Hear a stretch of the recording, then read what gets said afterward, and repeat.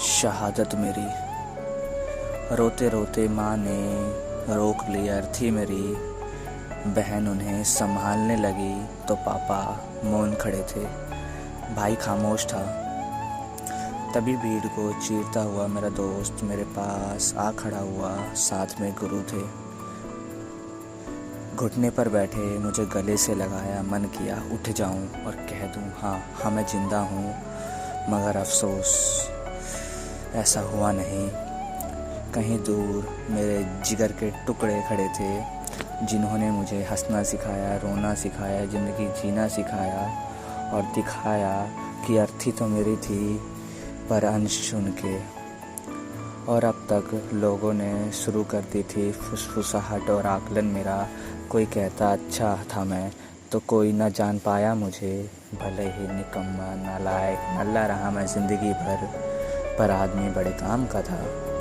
क्योंकि मेरी कमाई पैसे नहीं, मेरी शहादत में आए लोग थे। सभी की आंखें नम थी तो कहीं दूर कोने में बैठी रो रही थी, जो मुझसे बेइंतहा प्यार करती थी बिना कुछ चाहे। मैं अपनों का गुरूर था और लोगों को आश्चर्य मुझ पर।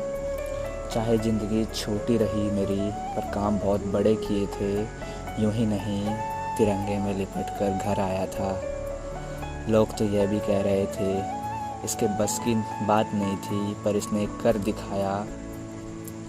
कैसे समझाऊं उनको जिसने गोदी में खिलाया, कंधों पर घुमाया और हाथों पकड़कर चलना सिखाया कि बापू बापू तू तो समझदार है, समझा इसको, रोए नहीं लेकिन लौटूंगा एक दिन अपनी माँ की रक्षा के लिए।